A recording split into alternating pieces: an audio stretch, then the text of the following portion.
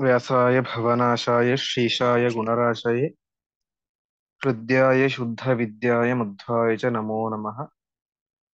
विश्वं विष्णुर्वषट्कारो भूतभुवे भवत्प्रभुः भूतकृत् भूतभृद्भावो भूतात्मा भूतभावनः। ಇಂದಿನ ಶ್ಲೋಕ 79ನೇ ಶ್ಲೋಕ. ಸುವರ್ಣವರ್ಣೋ ಹೇಮಾಂಗೋ ವರಾಂಗಶ್ಚಂದನಾಂಗದಿ ವೀರಃ ವಿಷಮಶೂನ್ಯೋ ಘೃತಾಶೀರಚಲಶ್ಚಲಃ ಎಂಬುದಾಗಿ. ಮೊದಲ ಶ್ಲೋಕ ಸುವರ್ಣ ವರ್ಣಃ ಎಂಬುದಾಗಿ. ಸುವರ್ಣ ಅಂತ ಹೇಳಿದ್ರೆ ನಿಮಗೆಲ್ಲ ಗೊತ್ತೇ ಇದೆ, ಬಂಗಾರ ಅಂತ. ಆ ಪರಮಾತ್ಮನ ಮೈಬಣ್ಣ ಹೇಗಿದೆ ಅಂತ ಹೇಳಿದ್ರೆ ಸುವರ್ಣ ವರ್ಣಃ ಅಂದರೆ ಬಂಗಾರದಂತಹ ಮೈಕಾಂತಿ ಉಳ್ಳವನು ಪರಮಾತ್ಮ. ಹಾಗಾಗಿ ಪರಮಾತ್ಮನಿಗೆ ಸುವರ್ಣ ವರ್ಣಃ ಎಂಬುದಾಗಿ ಹೆಸರು. ಅದೇ ರೀತಿಯಾಗಿ ಇನ್ನೊಂದು ರೀತಿಯಾದಂತಹ ಅರ್ಥ ಸುವರ್ಣ ಅಂತ ಹೇಳಿದ್ರೆ, ವರ್ಣಗಳು ಅಂತ ಹೇಳಿದ್ರೆ ಅಕ್ಷರಗಳು. ಸುವರ್ಣ ಅಂತ ಹೇಳಿದ್ರೆ ಸುಂದರವಾದಂತಹ ಯಾವ ವೇದದ ಪದಗಳು, ಆ ವೇದದ ವರ್ಣಗಳಿಂದಾಗಿ ಅಕ್ಷರಗಳಿಂದಾಗಿ ವರ್ಣ ವರ್ಣಿಸಲ್ಪಟ್ಟವನು ಅಂತ. ಅಂದರೆ ಎಲ್ಲ ವೇದ ರಾಶಿಯು ಕೂಡ ಪ್ರಧಾನವಾಗಿ ಪರಮಾತ್ಮನನ್ನೇ ವರ್ಣನೆ ಮಾಡುತ್ತೆ. ಹಾಗಾಗಿ ಪರಮಾತ್ಮನಿಗೆ ಸುವರ್ಣ ವರ್ಣ ಎಂಬುದಾಗಿ ಹೆಸರು. ಹೀಗೆ ಪರಮಾತ್ಮನ ಮೈಬಣ್ಣ ಬಂಗಾರದ ಮೈಬಣ್ಣ, ಹಾಗಾಗಿ ಸುವರ್ಣ ವರ್ಣ. ವೇದದಿಂದಾಗಿ ಪ್ರತಿಪಾದ್ಯನಾದವನು ಪರಮಾತ್ಮ, ಹಾಗಾಗಿ ಪರಮಾತ್ಮನಿಗೆ ಸುವರ್ಣ ವರ್ಣ ಎಂಬುದಾಗಿ ಹೆಸರು. ಇನ್ನು ಮುಂದಿನ ನಾಮ ಹೇಮಾಂಗಃ ಎಂಬುದಾಗಿ. ಹೇಮಾಂಗಃ ಎನ್ನುವಂತಹ ಶಬ್ದಕ್ಕೆ ಅರ್ಥ ಹೇಮ ಅಂದರೂ ಕೂಡ ಬಂಗಾರ ಅಂತ. ಪರಮಾತ್ಮನ ಪ್ರತಿಯೊಂದು ಅಂಗಗಳು ಕೂಡ ಬಂಗಾರದಂತಹ ಅಂಗಗಳು, ಪರಮಾತ್ಮನ ಅಂಗಗಳು ಬಂಗಾರದ ಮೈಬಣ್ಣದ ಅಂಗಗಳು. ಹಾಗಾಗಿ ಪರಮಾತ್ಮನಿಗೆ ಹೇಮಾಂಗಃ ಎಂಬುದಾಗಿ ಹೆಸರು. ಇನ್ನು ಹೇಮ ಅಂತ ಹೇಳಿದ್ರೆ ಪಾಪವನ್ನು ನಾಶ ಮಾಡುವಂತಹದ್ದು. ದುರಿತಾನಿ ಹಂತಿ ಇತಿ ಹೇಮ ಅಂತ. ಪಾಪನಾಶ ಮಾಡುವಂತಹ ಅಂಗಗಳು ಪರಮಾತ್ಮನ ಅಂಗಗಳು ಅಂತ. ಅಂದರೆ ಆ ಪರಮಾತ್ಮನ ಅಂಗಗಳನ್ನು ನಾವು ಧ್ಯಾನ ಮಾಡಿದಾಗ, ಹೀಗೆ ಮಧ್ವಾಚಾರ್ಯರು ದ್ವಾದಶ ಸ್ತೋತ್ರದ ಪ್ರಥಮಾಧ್ಯಾಯದಲ್ಲಿ ಹೇಳಿದಂತೆ ಪರಮಾತ್ಮನ ಒಂದೊಂದು ಅಂಗವನ್ನು ಅಲ್ಲಿ ವರ್ಣನೆ ಮಾಡಿದ್ದಾರೆ. ವೃತ್ತಮಶ್ರಮನೇರ್ಕಾಪಂ ಶ್ರೀಪದೇ ಪಾದಪಂಕಜಂ, ಅದೇ ರೀತಿಯಾಗಿ ಜಾಂಬೂನದಾಂಬರಾಧಾರಂ ನಿತಂಬಂ ಚಿಂತೆಮೀಶಿತುಹು ಅಂತ ಪ್ರತಿಯೊಂದು ಅಂಗಾಂಗಗಳನ್ನು ಕೂಡ ಪ್ರತ್ಯೇಕವಾಗಿ ವರ್ಣನೆ ಮಾಡಿದ್ದಾರೆ. ಆ ರೀತಿಯಾಗಿ ಪರಮಾತ್ಮನ ಅಂಗಗಳನ್ನು ಧ್ಯಾನ ಮಾಡುವುದರಿಂದಾಗಿ ನಮ್ಮ ಪಾಪಗಳನ್ನು ಪರಮಾತ್ಮ ನಾಶ ಮಾಡ್ತಾನೆ. ಹಾಗಾಗಿ ಪರಮಾತ್ಮನಿಗೆ ಹೇಮಾಂಗಃ ಎಂಬುದಾಗಿ ಹೆಸರು. ಮುಂದಿನ ನಾಮ ವರಾಂಗಃ ಎಂಬುದಾಗಿ. ವರಾಂಗಃ ಶಬ್ದಕ್ಕೆ ಅರ್ಥ ವರ ಅಂತೆ ಶ್ರೇಷ್ಠ ಅಂತ. ಯಾವ ಶ್ರೇಷ್ಠರಾದಂತಹ ಬ್ರಹ್ಮರುದ್ರಾದಿ ದೇವತೆಗಳು ಕೂಡ ಅವನಿಗೆ ಅಂಗರಾಗಿ ಇದ್ದಾರೆ, ಸೇವಕರಾಗಿ ಇದ್ದಾರೆ. ಹಾಗಾಗಿ ಪರಮಾತ್ಮನಿಗೆ ವರಾಂಗಃ ಎಂಬುದಾಗಿ ಹೆಸರು. ಅದೇ ರೀತಿಯಾಗಿ ವರ ಅಂತ ಹೇಳಿದ್ರೆ ಶ್ರೇಷ್ಠವಾದದ್ದು, ಜ್ಞಾನಾನಂದಮಯವಾದಂತಹ ಅಂಗಗಳು ಪರಮಾತ್ಮನ ಅಂಗಗಳು. ಪರಮಾತ್ಮನ ಅಂಗಗಳು ವ ಅಂತ ಹೇಳಿದ್ರೆ ಜ್ಞಾನ, ರಂ ಅಂತ ಹೇಳಿದ್ರೆ ಆನಂದ. ಹೀಗೆ ಜ್ಞಾನಾನಂದಮಯವಾದಂತಹ ಅಂಗಗಳು ಪರಮಾತ್ಮನ ಅಂಗಗಳು. ಹಾಗಾಗಿ ಪರಮಾತ್ಮನಿಗೆ ವರಾಂಗಃ ಎಂಬುದಾಗಿ ಹೆಸರು. ಮುಂದಿನ ನಾಮ ಚಂದನಾಂಗದಿ ಎಂಬುದಾಗಿ. ಚಂದನಾಂಗದಿ ಶಬ್ದಕ್ಕೆ ಅರ್ಥ ಚಂದನ ಅಂತ ಹೇಳಿದ್ರೆ ಶ್ರೀಗಂಧ. ಆ ಶ್ರೀಗಂಧವನ್ನು ಬಳಿದಂತಹ ಏನು ಅಂಗದ ಅಂತ ಹೇಳಿದ್ರೆ ಒಂದು ಆಭರಣ, ಅದನ್ನು ತೊಟ್ಟಂಥವನು ಪರಮಾತ್ಮ. ಹಾಗಾಗಿ ಪರಮಾತ್ಮನಿಗೆ ಚಂದನಾಂಗದಿ ಎಂಬುದಾಗಿ ಹೆಸರು. ಸುಂದರವಾದಂತಹ ಚಂದನವನ್ನು, ಅದೇ ರೀತಿಯಾಗಿ ಅಂಗದವನ್ನು, ಆಭರಣವನ್ನು ಧರಿಸಿದಂಥವನು ಪರಮಾತ್ಮ. ಮೈಗೆಲ್ಲ ಚಂದನವನ್ನು ಬಳೆದುಕೊಂಡಂತಹ, ಅಂಗದವನ್ನು ಧರಿಸಿದಂತಹ ಪರಮಾತ್ಮ. ಹಾಗಾಗಿ ಪರಮಾತ್ಮನಿಗೆ ಚಂದನಾಂಗದಿ ಎಂಬುದಾಗಿ ಹೆಸರು. ಮುಂದಿನ ನಾಮ ವೀರಹ ಎಂಬುದಾಗಿ. ವೀರಹ ಎನ್ನುವಂತಹ ನಾಮ ಎರಡನೇ ಬಾರಿ ಬರ್ತಾ ಇದೆ, ಮತ್ತೆ ಮುಂದೆ ಇನ್ನೊಂದು ಬಾರಿ ಬರುತ್ತೆ. ಇಲ್ಲಿ ವೀರಹ ಎನ್ನುವಂತಹ ಶಬ್ದಕ್ಕೆ ಅರ್ಥ ವೀರ ಅಂತ ಹೇಳಿದ್ರೆ ಪರಾಕ್ರಮಶಾಲಿಗಳು ಅಂತ. ಅಂತಹ ವೀರರನ್ನು, ಪರಾಕ್ರಮಶಾಲಿಗಳಾದಂತಹ ದುಷ್ಟರನ್ನು ಪರಮಾತ್ಮ ಹಂತಿ, ನಾಶ ಮಾಡುತ್ತಾನೆ. ಹಾಗಾಗಿ ಪರಮಾತ್ಮನಿಗೆ ವೀರಹ ಎಂಬುದಾಗಿ ಹೆಸರು. ಅದೇ ರೀತಿಯಾಗಿ ವಿ ಅಂತ ಹೇಳಿದ್ರೆ ಪಕ್ಷಿ, ಅಂದ್ರೆ ಗರುಡ. ಆ ಪರಮಾತ್ಮ ಗರುಡನ ಮೇಲೆ ಕುಳಿತುಕೊಂಡು ದೈತ್ಯರನ್ನು ಸಂಹಾರ ಮಾಡ್ತಾನೆ, ಯಾಕೆಂದ್ರೆ ಅವನು ಗರುಡ ವಾಹನ. ಹಾಗಾಗಿ ಪರಮಾತ್ಮನಿಗೆ ವೀರಹ ಎಂಬುದಾಗಿ ಹೆಸರು. ಪರಾಕ್ರಮಶಾಲಿಗಳಾದಂತಹ ದುಷ್ಟರನ್ನು ಪರಮಾತ್ಮ ನಾಶ ಮಾಡ್ತಾನೆ, ಹಾಗಾಗಿ ವೀರಹ. ವಿ ಅಂತ ಹೇಳಿದ್ರೆ ಪಕ್ಷಿ ಗರುಡ, ಅವನ ಮೇಲೆ ಕುಳಿತುಕೊಂಡು ದುಷ್ಟರನ್ನು ಸಂಹಾರ ಮಾಡುವಂಥವನು ಪರಮಾತ್ಮ. ಹಾಗಾಗಿ ಪರಮಾತ್ಮನಿಗೆ ವೀರಹ ಎಂಬುದಾಗಿ ಹೆಸರು. ಮುಂದಿನ ನಾಮ ವಿಷಮಃ ಎಂಬುದಾಗಿ. ವಿಷಮಃ ಅಂತ ಹೇಳಿದ್ರೆ ಪರಮಾತ್ಮ ಅವನಿಗೆ ಯಾರ ಮೇಲೂ ಅವನಿಗೆ ಆನಂದ ಅಂದ್ರೆ ದ್ವೇಷ ಇಲ್ಲ, ಯಾರನ್ನು ಕಂಡರೂ ಪ್ರೀತಿ ಇಲ್ಲ ಅಂತ. ಅಂದರೆ ಎಲ್ಲರನ್ನೂ ಕೂಡ ಸಮಾನವಾಗಿ ನೋಡುವವನು ಪರಮಾತ್ಮ ಅಂತ. ಅಂದ್ರೆ ಇಲ್ಲಿ ಒಟ್ಟು ಎರಡು ರೀತಿಯಾಗಿ ಪದವನ್ನು ಹೇಳ್ತಾರೆ. ಒಂದು ಅವಿಷಮಃ ಅಂತ, ಇನ್ನೊಂದು ವಿಷಮಃ ಅಂತ. ನಾವು ಅವಿಷಮಃ ಎಂಬುದಾಗಿ ನೋಡಿದಾಗ, ವಿಷಮಃ ಅಂತ ನೋಡಿದಾಗ ಪರಮಾತ್ಮ ಯಾರನ್ನೂ ಸಮಾನವಾಗಿ ನೋಡುವುದಿಲ್ಲ ಅಂತ. ಅಂದರೆ ಪ್ರತಿಯೊಬ್ಬರಿಗೂ ಸಮಾನವಾಗಿ ಯಾವುದನ್ನು ಕೊಡುವುದಿಲ್ಲ ಅಂತ.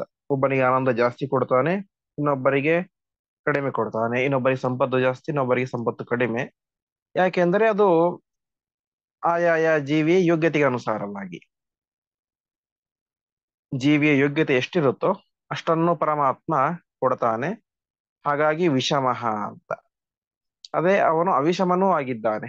ಅವಿಷಮ ಅಂತ ಹೇಳಿದ್ರೆ ಯಾರ ಮೇಲೂ ಕೂಡ ಅವನಿಗೆ ಪ್ರೀತಿ ಅಂತ ಇಲ್ಲ, ಯಾರ ಮೇಲೂ ದ್ವೇಷ ಅಂತ ಇಲ್ಲ. ಅವರವರಿಗೆ ಯೋಗ್ಯವಾದದ್ದನ್ನು ಅವ್ರಿಗೆ ಕೊಡ್ತಾನೆ ಹೊರತು ಇನ್ನೊಬ್ಬರಿಗೆ ಪ್ರೀತಿಯಿಂದ ಜಾಸ್ತಿ ಕೊಟ್ಟೆ, ಒಬ್ಬರ ಮೇಲಿನ ದ್ವೇಷದಿಂದಾಗಿ ಕಡಿಮೆ ಕೊಟ್ಟೆ ಎಂಬುದಂತಹ ತಾರತಮ್ಯ ಎಂಬುದು, ಪಾರ್ಶಿಯಾಲಿಟಿ ಎಂಬುದು ಪರಮಾತ್ಮನ ಒಂದು ಧರ್ಮದಲ್ಲಿ, ಸೃಷ್ಟಿಯಲ್ಲಿ ಇಲ್ಲ. ಹಾಗಾಗಿ ಪರಮಾತ್ಮನಿಗೆ ವಿಷಮಃ, ಅವಿಷಮಃ ಎಂಬುದಾಗಿ ಹೆಸರು. ಮುಂದಿನ ನಾಮ ಶೂನ್ಯ ಎಂಬುದಾಗಿ. ಇವತ್ತು ನಾವು ಶೂನ್ಯ ಅಂತ ಹೇಳಿದ್ರೆ ಜೀರೋ, ಸೊನ್ನೆ ಅಂತ. ಪರಮಾತ್ಮನಿಗೆ ಶೂನ್ಯ ಎಂಬುದಾಗಿ ಯಾಕೆ ಅರ್ಥ ಅಂತ ಹೇಳಿದ್ರೆ, ಶೂನ ಅಂತ ಹೇಳಿದ್ರೆ ಜೀವರು ಅಂತ. ಶೂನ ಅಂತ ಹೇಳಿದ್ರೆ ಯಾಕೆ ಅಂದ್ರೆ ಊನ ಅಂತ ಹೇಳಿದ್ರೆ ಕಡಿಮೆ ಅಂತ, ಶಮ್ ಅಂತ ಹೇಳಿದ್ರೆ ಆನಂದ. ಯಾರಿಗೆ ಶಮ್ ಆನಂದ, ಊನ ಕಡಿಮೆ ಇದೆಯೋ, ಅಂದ್ರೆ ಯಾರು ಅಲ್ಪಾನಂದರು, ಕಡಿಮೆ ಆನಂದವುಳ್ಳವರು, ಅವರು ಶೂನರು ಅರ್ಥಾತ್ ಜೀವರು. ಅವರಿಗೆ ಪರಮಾತ್ಮ ಯಮಯತಿ, ನಿಯಾಮಕನಾಗಿದ್ದಾನೆ. ಶೂನರಾದಂತಹ ಜೀವರುಗಳಿಗೆ ಪರಮಾತ್ಮ ನಿಯಾಮಕನಾಗಿದ್ದಾನೆ. ಹಾಗಾಗಿ ಪರಮಾತ್ಮನಿಗೆ ಶೂನ್ಯ ಎಂಬುದಾಗಿ ಹೆಸರು. ಅದೇ ರೀತಿಯಾಗಿ ಸರ್ವ ದೋಷ ಶೂನ್ಯ, ಯಾವುದೇ ರೀತಿಯಾದಂತಹ ದೋಷಗಳು ಇಲ್ಲದೆ ಇರುವಂಥವನು ಪರಮಾತ್ಮ. ಹಾಗಾಗಿ ಪರಮಾತ್ಮನಿಗೆ ಶೂನ್ಯ ಎಂಬುದಾಗಿ ಹೆಸರು. ಮುಂದಿನ ನಾಮ ಘೃತಾಶೀಹಿ ಎಂಬುದಾಗಿ.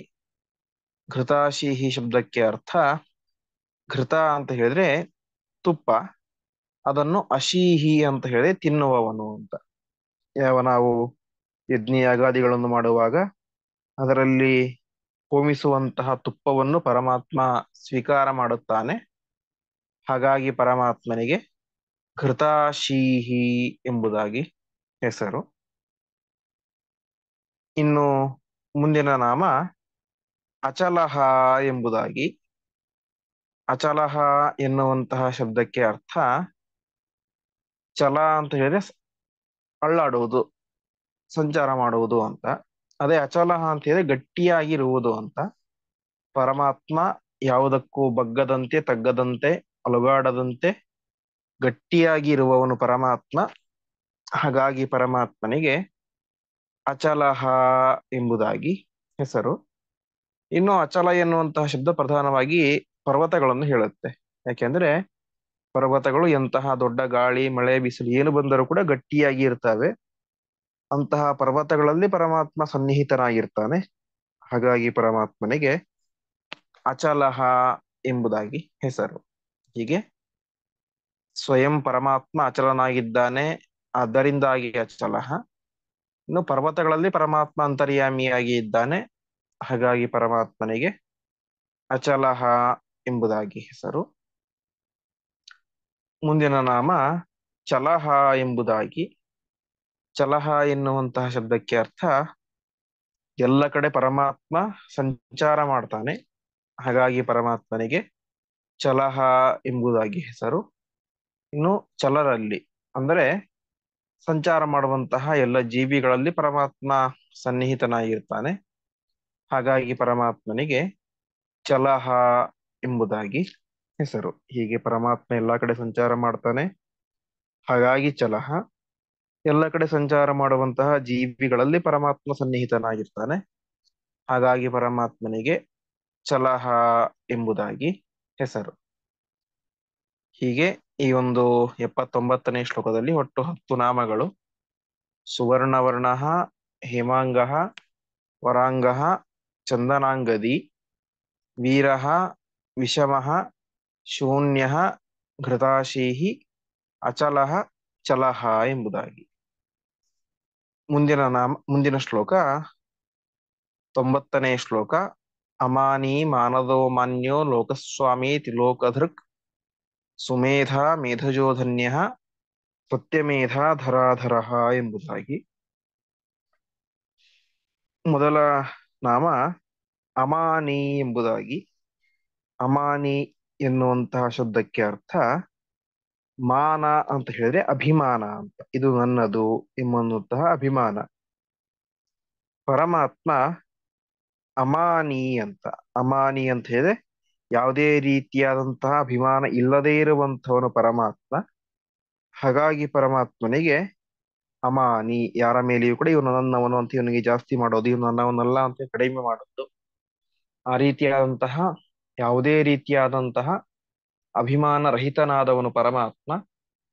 ಹಾಗಾಗಿ ಪರಮಾತ್ಮನಿಗೆ ಅಮಾನಿ ಎಂಬುದಾಗಿ ಹೆಸರು. ಮುಂದಿನ ನಾಮ ಮಾನದಹ ಎಂಬುದಾಗಿ. ಮಾನ ಅಂತ ಹೇಳಿದ್ರೆ ಅಭಿಮಾನ. ಉಳಿದ ಉಳಿದ ಜೀವರುಗಳಿಗೆ ಆ ಅಭಿಮಾನವನ್ನು ಕೊಡುವವನು ಪರಮಾತ್ಮ. ಈ ರುದ್ರ ಇಂದ್ರಾದಿ ದೇವತೆಗಳಿಗೆ ಆ ಅಭಿಮಾನವನ್ನು ಕೊಡುವವನು ಪರಮಾತ್ಮ. ಅಭಿಮಾನವನ್ನು ದ್ಯತಿ ಅಂದ್ರೆ ನಾಶ ಮಾಡುವವನು ಪರಮಾತ್ಮ ಅಂತ. ಹಾಗಾಗಿ ಪರಮಾತ್ಮನಿಗೆ ಮಾನದಹ, ಅಭಿಮಾನವನ್ನು ಕೊಡುವವನು ಅವನೇ, ಆ ಕೊಟ್ಟಂತಹ ಅಭಿಮಾನವನ್ನು ನಾಶ ಮಾಡುವವನು ಅವನೇ. ಇದು ಒಂದು ರೀತಿಯಾದಂತಹ ಅರ್ಥ. ಇನ್ನು ಮಾನ ಅಂತ ಹೇಳಿದ್ರೆ ಸನ್ಮಾನ, ಆ ಲೋಕದಲ್ಲಿ ಪೂಜ್ಯತೆ ಅಂತ. ಆ ರೀತಿಯಾದಂತಹ ಮಾನವನ್ನು ಕೊಡುವವನು ಕೂಡ ಪರಮಾತ್ಮನೇ ಆಗಿದ್ದಾನೆ. ಹಾಗಾಗಿ ಪರಮಾತ್ಮನಿಗೆ ಮಾನದಹ ಎಂಬುದಾಗಿ ಹೆಸರು. ಮುಂದಿನ ನಾಮ ಮಾನ್ಯ ಎಂಬುದಾಗಿ. ಮಾನ್ಯ ಅಂತೇಳಿ ಎಲ್ಲರಿಂದ ಪೂಜ್ಯನಾದವನು ಅಂತ. ಪರಮಾತ್ಮ ಪ್ರತಿಯೊಬ್ಬರಿಂದಲೂ ಕೂಡ ಪೂಜ್ಯನಾದಂತಹ ವ್ಯಕ್ತಿ. ಹಾಗಾಗಿ ಪರಮಾತ್ಮನಿಗೆ ಮಾನ್ಯ ಎಂಬುದಾಗಿ ಹೆಸರು. ಇನ್ನು ಮಾ ಅಂತ ಹೇಳಿದ್ರೆ ಲಕ್ಷ್ಮೀದೇವಿ, ಅನ ಅಂತ ಹೇಳಿದ್ರೆ ಮುಖ್ಯ ಪ್ರಾಣದೇವರು. ಅವರಿಬ್ಬರಿಗೂ ಪರಮಾತ್ಮ ನಿಯಾಮಕನಾಗಿದ್ದಾನೆ, ಹಾಗಾಗಿ ಮಾನ್ಯ. ಮ ಅನು ಯಹ ಮಾನ್ಯ. ಲಕ್ಷ್ಮೀದೇವಿ ಮತ್ತು ಪರಮಾತ್ಮನಿಗೆ ನಿಯಾಮಕನಾದವನು ಪರಮಾತ್ಮ. ಹಾಗಾಗಿ ಮಾನ್ಯ ಎಂಬುದಾಗಿ ಹೆಸರು. ಮುಂದಿನ ನಾಮ ಲೋಕಸ್ವಾಮಿ ಎಂಬುದಾಗಿ. ಲೋಕಸ್ವಾಮಿ ಎನ್ನುವಂತಹ ಶಬ್ದಕ್ಕೆ ಅರ್ಥ ವಿಶೇಷವಾಗಿ ಎಲ್ಲ ಲೋಕಗಳಿಗೂ ಕೂಡ ಪರಮಾತ್ಮನೇ ನಿಜವಾದಂತಹ ಒಡೆಯ. ಯಾವ ಭೂಲೋಕ, ಭೂವರ್ಲೋಕ, ಸುವರ್ಲೋಕ, ಮಹೋಲೋಕ, ಜನೋಲೋಕ, ತಪೋಲೋಕ, ಮತ್ತೆ ಏನು ಅತಳ ವಿತಳ ಸ್ಥಳ ತಲಾತಲ ರಸಾತಲ ಪಾತಾಳ ಎಂಬಂತಹ ಈ 7 ಲೋಕಗಳಿಗೆ ಒಟ್ಟು 14 ಲೋಕಗಳಿಗೂ ಕೂಡ ನಿಜವಾದಂತಹ ಒಡೆಯ ಅದು ಪರಮಾತ್ಮ. ಹಾಗಾಗಿ ಪರಮಾತ್ಮನಿಗೆ ಲೋಕಸ್ವಾಮಿ, ಎಲ್ಲ ಲೋಕಗಳಿಗೂ ಕೂಡ ಒಡೆಯ ಎಂಬುದಾಗಿ ಹೆಸರು. ಇನ್ನು ಲೋಕಸ್ವಾಮಿ ಶಬ್ದಕ್ಕೆ ಇನ್ನೊಂದು ರೀತಿಯಾದಂತಹ ಅರ್ಥ, ಲೋಕ ಅಂದ್ರೆ ಸಕಲ, ಅದರ ಸ್ವಾಮಿ ಅಂದ್ರೆ ಜ್ಞಾನ ಉಳ್ಳವನು ಅಂತ. ಅಂದ್ರೆ ಪ್ರತಿಯೊಂದು ವಸ್ತುವಿನ ಬಗ್ಗೆಯೂ ಕೂಡ ಜ್ಞಾನ ಉಳ್ಳವನು ಪರಮಾತ್ಮ. ಹಾಗಾಗಿ ಪರಮಾತ್ಮನಿಗೆ ಲೋಕಸ್ವಾಮಿ ಎಂಬುದಾಗಿ ಹೆಸರು. ಮುಂದಿನ ನಾಮ ತ್ರಿಲೋಕ ಧೃಕ್ ಎಂಬುದಾಗಿ. ಪರಮಾತ್ಮ 3 ವಿಧವಾದಂತಹ ಜೀವರುಗಳನ್ನು, ಸಾತ್ವಿಕ, ರಾಜಸ, ತಾಮಸ ಎಂಬಂತಹ 3 ವಿಧವಾದಂತಹ ಜೀವರುಗಳನ್ನು ಧಾರಣೆ ಮಾಡಿದವನು ಪರಮಾತ್ಮ. ಹಾಗಾಗಿ ಪರಮಾತ್ಮನಿಗೆ ತ್ರಿಲೋಕ ಧೃಕ್ ಎಂಬುದಾಗಿ ಹೆಸರು. ಅದೇ ರೀತಿಯಾಗಿ 3 ಲೋಕಗಳು ಪ್ರಧಾನವಾದದ್ದು, ಭೂಲೋಕ ಮತ್ತು ಸ್ವರ್ಗಲೋಕ, ಪಾತಾಳ ಲೋಕ. ಈ ಲೋಕಗಳನ್ನು ಧಾರಣೆ ಮಾಡಿದವನು ಪರಮಾತ್ಮ. ಹಾಗಾಗಿ ಪರಮಾತ್ಮನಿಗೆ ತ್ರಿಲೋಕ ಧೃಕ್ ಎಂಬುದಾಗಿ ಹೆಸರು. ಮುಂದಿನ ನಾಮ ಸುಮೇಧಾಹ ಎಂಬುದಾಗಿ. ಸುಮೇಧಾಹ ಎನ್ನುವಂತಹ ಶಬ್ದಕ್ಕೆ ಅರ್ಥ ಮೇಧಾಶಕ್ತಿ ಅಂತ ಒಂದು ಶಕ್ತಿ. ಅಂದ್ರೆ ನೆನಪಿಟ್ಟುಕೊಳ್ಳುವಂತಹ ಶಕ್ತಿಗೆ ಮೇಧಾಶಕ್ತಿ ಎಂಬುದಾಗಿ ಕರೀತಾರೆ.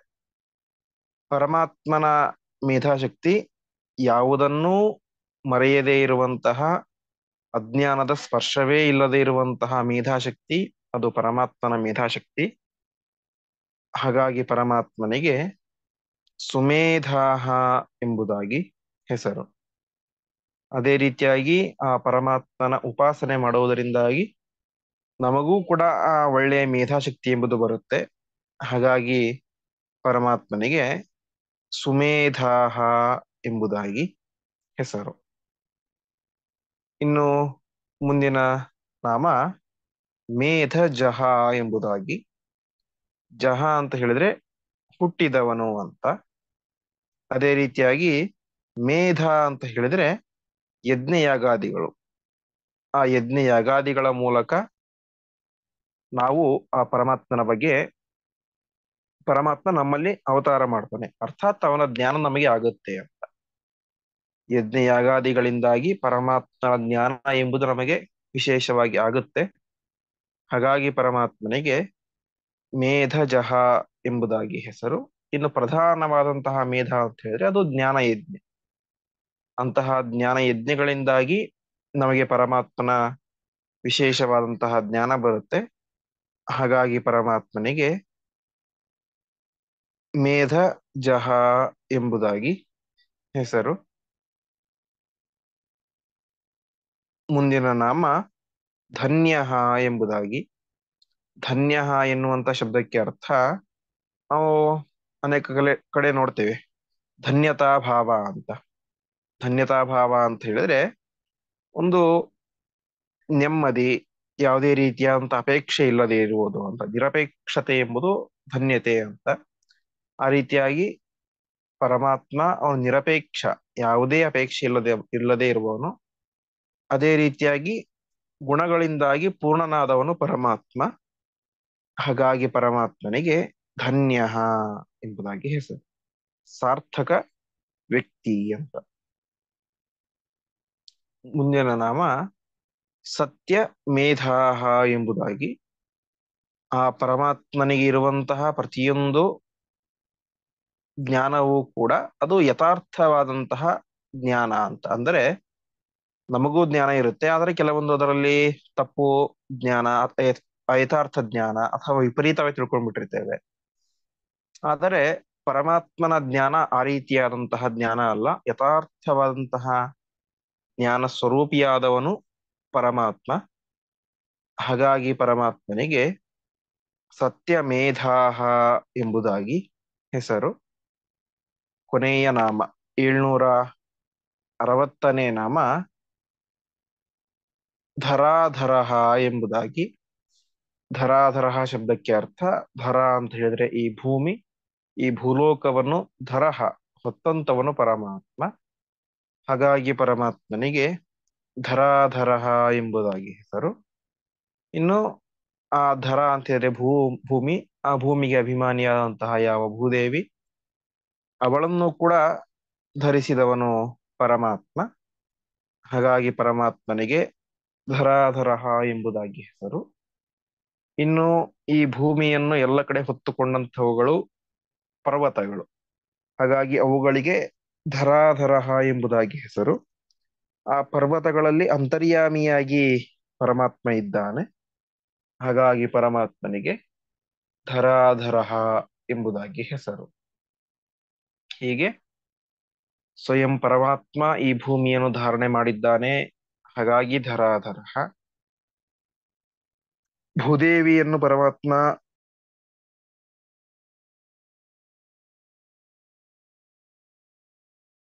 ಅದೇ ರೀತಿಯಾಗಿ ಇಡೀ ಧರೆಯನ್ನು, ಭೂಮಿಯನ್ನು ಹೊತ್ತಂತದ್ದು ಎಲ್ಲ ಪರ್ವತಗಳು.